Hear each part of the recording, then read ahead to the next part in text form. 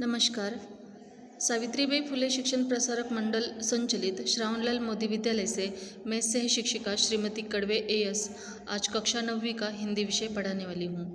आज के lecture number 18 में हम सिंधु का जल यह कविता देखेंगे। सबसे पहले हम प्रस्तावना लेंगे, उसके बाद कविता वाचन लेंगे, उसके बाद कवि परिचय और कविता का संपूर्ण भावार्थ देखेंगे। कविता के अंतर्गत जो भी कठिन शब्द लगेंगे उनके अर्थ भी हम विस्तार से देखेंगे। सबसे पहले हम सिंधु का जल यह कविता पढ़ेंगे। सतत प्रवाहमान जीवन की पहचान, मैं एक गीली हलचल हूँ, मेरे स्वर में कलकल है, मैं जल हूँ सिंधु यानी धरती पर सभ्यताओं का आदि बिंदु। मेरे ही किनारे पर संस्कृतियों ने सांस ली, मेरे ही तटों पर इंसानियत के यज्ञ हुए। गति कभी मंद न हुई मेरी, गति में चंचल पर भावना में अचल हूँ। मैं सिंधु नदी का पावन जल हूँ, मैं सिंधु नदी का पावन जल हूँ। मैं नहाने वाले से नहीं पूछता उसकी जात, उनका मजहब, उनका धर्म, मैं तो बस जानता हूँ जीवन का मर्म। वो लहरें जो सहसा उछलती है, सदा जिंदगी की ओर मचलती है।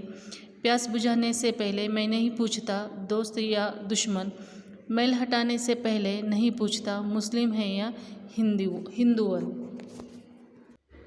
इस प्रकार हमारी सिंधु का जल यह कविता है।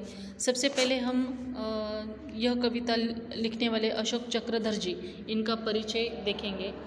इनका जन्म 8 फरवरी 1951 में खुर्जा में हुआ। अशोक चक्रधर जी बहुमुखी प्रतिभा के धनी हैं। आपने कविता, हास्य व्यंग, निबंध, नाटक, बाल साहित्य, समीक्षा, अनुवाद, पटकथा आदि अनेक विधाओं में लेखन किया है। प्रमुख कृतियाँ इस प्रकार है: बूढ़े बच्चे, तमाशा, खिड़कियाँ, बोलगप्पे, जो करे सो जोकर आदि कविता संग्रह उनके प्रसिद्ध है। पद्य संबंधी थोड़ा सा, संवेदना के साथ मानवीय परिवेश के संपूर्ण वैविध्य को नए शिल्प में अभिव्यक्त करने वाली काव्यधारा है। प्रस्तुत कविता के माध्यम से चक्रधर जी ने सभ्यता, संस्कृति, इंसानियत, सर्वधर्म समभाव, पर दुख, कातरता आदि मानवीय गुणों पर दृष्टिक्षेप किया हुआ है। हमारी आज की कविता है सिंधु का जल और यह अशोक चक्रधर जी लिखित है। अब हम सिंधु का जल इस कविता का संपूर्ण भावार्थ देखेंगे। सतत प्रवाहमान जीवन की पहचान, मैं एक गीली हलचल हूँ, मेरे स्वर में कलकल है, मैं जल हूँ सिंधु यानी धरती पर सभ्यताओं का आदि बिंदु। मेरे ही किनारे पर संस्कृतियों ने सांस ली, मेरे ही तटों पर इंसानियत के यज्ञ हुए। गति कभी मंद न हुई मेरी, गति में चंचल पर भावना में अचल हूँ। सिंधु सभ्यता प्राचीन सभ्यताओं में से एक है। यह सिंधु नदी से जुड़ी हुई है। इस नदी ने बहुत उलट पुलट देखी हुई है। यह रक्तरंजित भी हुई है। इसने धमाके भी सुने हैं, पर यह सभी लोगों के साथ समभाव रखती और हिंदू मुस्लिम सबकी प्यास बुझाती आई है।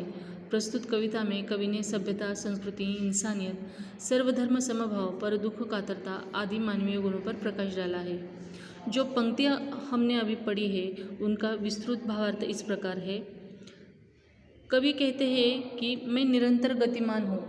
सिंधु का जल जो है वो निरंतर गतिमान है और यही मेरे जीवन की पहचान है। मेरे स्वर में कलकल की ध्वनि है, मैं सिंधु नदी का जल हूँ। धरती पर सभ्यता का उदय मेरे ही तट पर हुआ था। मेरे किनारे पर संस्कृतियाँ पनपी, इंसानियत फैली। मेरी गति कभी मंद नहीं हुई, मेरी गति चंचल है परंतु मेरी भावना अचल है। इस प्रकार सिंधु का जल हमें कहती है। मैं सिंधु नदी का पावन जल हूँ, मैं नहाने वाले से नहीं पूछता उसकी जात, उनका मजहब, उनका धर्म, मैं तो बस जानता हूँ जीवन का मर्म। वो लहरें जो सहसा उछलती है, सदा जिंदगी की ओर मचलती है। प्यास बुझाने से पहले मैं नहीं पूछता दोस्त है या दुश्मन। यहाँ सिंधु की नदी का जो जल है वो कहता है कि मैं सिंधु नदी का पवित्र जल हूँ। मेरे जल में जो लोग स्नान करने आते हैं, मैं उनसे कभी नहीं कहता कि उनकी जाति क्या है, उनका धर्म क्या है, कभी नहीं उनसे पूछता। मैं तो बस जीवन के सार को जानता हूँ। मेरी लहरें सदा आगे बढ़ने के लिए मचलती रहती है, उनमें जीवन है। मेरे जल में प्यास बुझाने जो लोग आते हैं, मैं उनसे कभी नहीं पूछता कि वे मेरे दोस्त हैं या दुश्मन। मैं मैल हटाने से पहले लोगों से यह नहीं पूछता कि वे मुस्लिम हैं या हिंदुअन हैं। मैं तो सबका हूँ और जी भर के पिए। छोटी छोटी सांस्कृतिक नदियाँ दौड़ी दौड़ी आती है, मुझ में सभ्यताएं समाती है, घुल मिल जाती है। लेकिन क्या बताऊँ और कैसे कहूँ, कभी कभी बहता हुआ आता है लहू, जब मेरे घाटों पर खड़कती है तलवारें, गूंजती है टापे, गरजती है तोपे, होते हैं धमाके और शहीद होते हैं रणबांकुरे बाके। सिंधु नदी का जल कहता है कि मेरा जल सबके लिए है। मैं चाहता हूँ कि यहाँ आने वाले सब जी भरकर इस जल का पान करें, पिए। अनेक छोटी छोटी नदियाँ दौड़ी दौड़ी आती है और मुझ में समा जाती है। अनेक सभ्यताएं, संस्कृतियाँ मुझ में घुल मिल जाती है।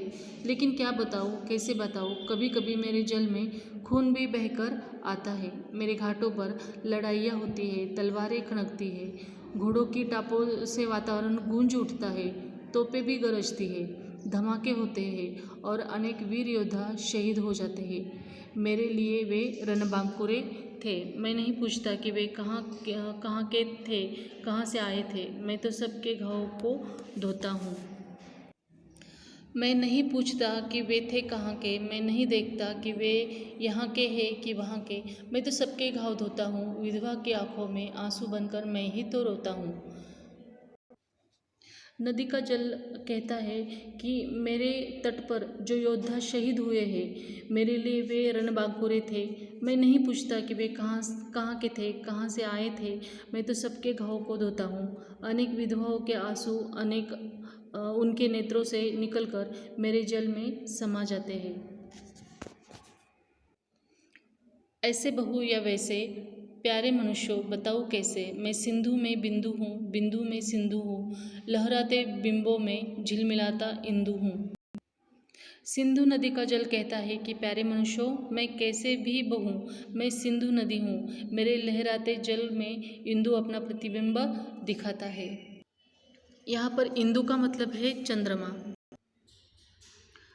इस प्रकार कवि ने सिंधु का जल इस कविता के माध्यम से सभ्यता, संस्कृति, इंसानियत, सर्वधर्म समभाव, पर दुख, कातरता आदि मानवीय गुणों पर प्रकाश डालने का प्रयास उन्होंने किया हुआ है।